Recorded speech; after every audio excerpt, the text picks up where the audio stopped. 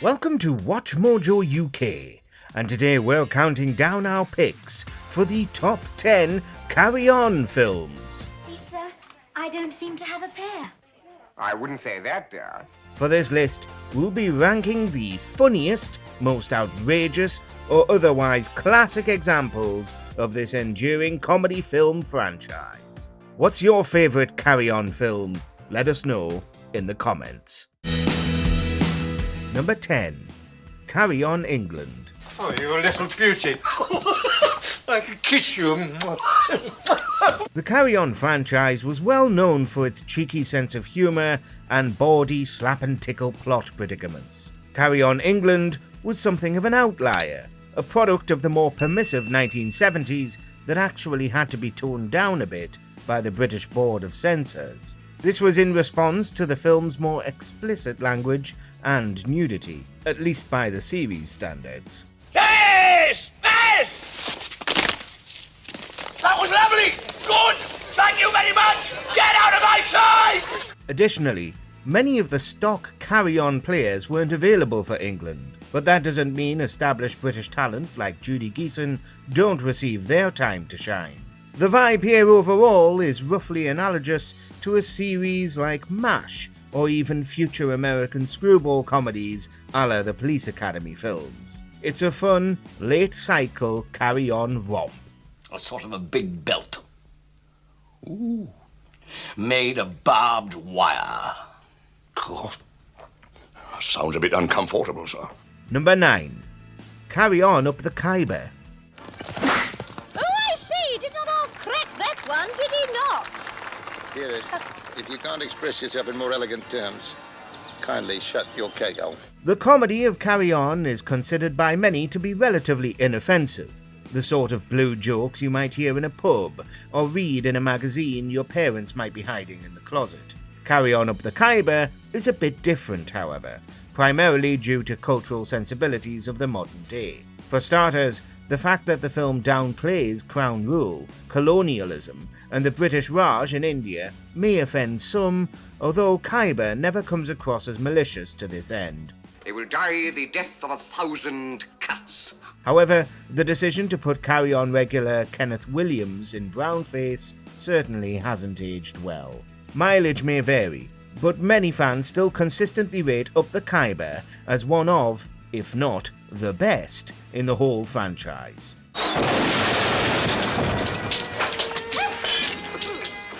Julia!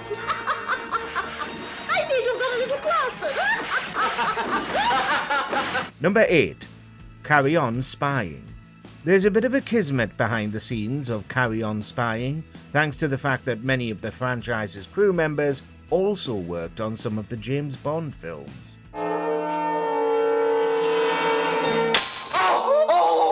Carry On Spying is a lovely spoof of this genre, a film that takes all of the established spy films tropes from Bond and beyond, while having a load of fun along the way. The Carry On series was still being shot in black and white at this time, although this would soon change. Enough! Go away! Meanwhile, the iconic Barbara Windsor makes her first appearance as a member of the Carry On troupe, as a secret agent named Daphne Honeybutt. Number 7. Carry On Cleo. There have been rumbling. It's all that spaghetti they eat. The fact that both Carry On Spying and Carry On Cleo were released the same year speaks volumes as to the hurried production schedules behind the scenes of the franchise. These films were all produced and directed by the same team of Peter Rogers and Gerald Thomas, and the pair used a very small stockpile of screenwriters to crank out their carry-ons. Cleo, to its credit, is one of the best and most remembered, and even features the third Doctor, John Pertwee himself, amongst the cast. The film parodies not only Roman history and the classic Cleopatra film, but also big-budgeted biblical epics from Hollywood's sword and sandal obsession. One bite from this is enough. Number 6. Carry On Girls. The willingness for cinema to explore more explicit sexuality once again rears its head with 1973's Carry On Girls. I do feel that, that Councillor Fiddler does have a point there, considering our very high seasonal rainfall figure. Oh, really, Mr. Mayor? Personally, I think it is quite an average one. If you think 9 inches is an average one, you've been spoilt. The storyline of a beauty pageant is all the film needs to display a prominent amount of skin, but don't think that it's all at the expense of laughs. Instead, Carry On Girls is actually rather charming, with its screwball double entendre, and also offered proof that the franchise had comedic legs without all of its established cast. That'll teach the old buzzard. What did you do to him? I think I tickled his fancy. Semi-regulars such as Valerie Leon, one-timers like Robin Asquith, and old-school Bond girl Margaret Nolan all show up in memorable fashion. Meanwhile, regulars Sid James and Barbara Windsor ground Carry On Girls as one of the better films of the franchise, full stop. Not right out, darling. It's not an educational program. Number 5. Carry On Loving. Sex was always a subject of the ribald Carry On writers, but the puns and wordplay here with Carry On Loving make no bones about their intent. What would you say if I started vetting all the male clients? I'd say, God help them. You rotten beast! I've had enough! Settings like much snogging on the green immediately let viewers know what kind of film they're watching, but the film never feels too greasy or gross with its execution. Instead, the plot of Carry On Loving and its sham dating service speaks more to the changing relationship and views on sex from the 60s into the 70s. That's where I did it last time, on the bridge over the canal. Really? It was awful. Freezing cold, and people kept stopping to watch.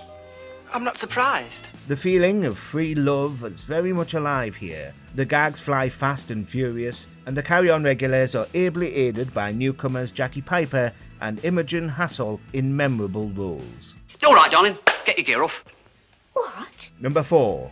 Carry On Doctor. We must be a big, brave boy. How can I be a big, brave boy? I've got a pansy ways in me botty-watty. We're entering the upper echelon of Carry On films now, although it should be said at 31 titles, there's a wealth of comedy gold to be mined. Carry On Doctor serves as a great entry point for newcomers, however, as it takes a setting with which we're all familiar, a hospital, and lays it out as a roadmap for hijinks. What about that, then? What? The medical world was one often parodied by Carry On, to the point where Doctor even had a spiritual sequel with Carry On Again Doctor in 1969. Barbara Windsor, as expected, steals the show here with her character of Nurse May, proving that she may have had some of the best comedic timing from the entire Carry On group. Right, look, a rooftop drama. Number 3. Carry On Matron. He's a splendid little fellow, isn't he? Yes, he is. We return to the medical world once again for our next Carry On pick, and it's a total treat. Carry On Matron juggles a lot of balls in the air, plot-wise, tackling romance, cross-dressing, and even a bold heist of contraceptive pills from a local maternity ward. It does so brilliantly, however, thanks in part to the fact that mostly all of the Carry On crew are in attendance to do the comedic heavy lifting. This place is so well heated, you can sleep in the raw. I always do. Oh no, I shan't be staying here. Specifically, Barbara Windsor proves once again why she's a national treasure with her infectious laugh, inimitable personality, and boisterous screen presence. Valerie Leon also shows up again, this time with the unenviable task of giving birth to triplets, amongst all of the chaos. Nurse, did you? Yes, she did.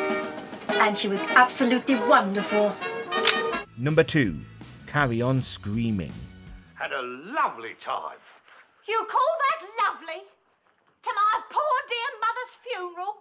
Well, I enjoyed it. Carry On, naturally, isn't Britain's only claim to fame when it comes to established cinematic franchises. Doctor Who and James Bond are just two that we've already mentioned on this list. But there's also our famous contributions to the world of horror, with the success of Hammer Studios.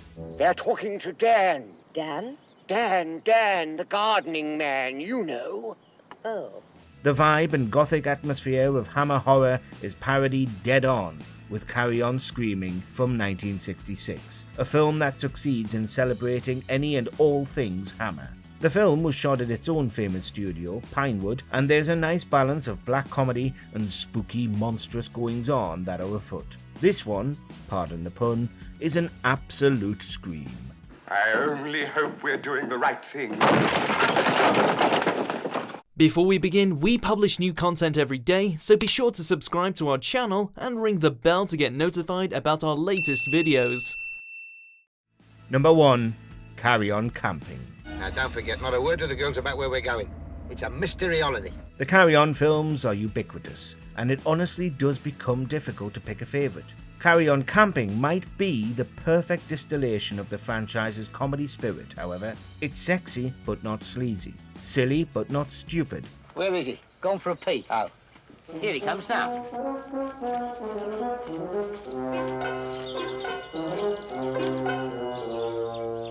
Excuse me. And there's also a joy of watching so many talented actors stretch their performers' muscles, lending a certain level of respectability to these obviously rushed tales. The fact that Carry On Camping can indulge in its Three's Company, Man About the House, gags of miscommunication and saucy behaviour, all set at a nudist camp called Paradise, is testament to the whole of Carry On and its uniquely British appeal. These tents are all for young girls. Oh, well, I'm not fussy. Well, I am. Do you agree with our picks? Check out these other great clips from WatchMojoUK and subscribe for more great content.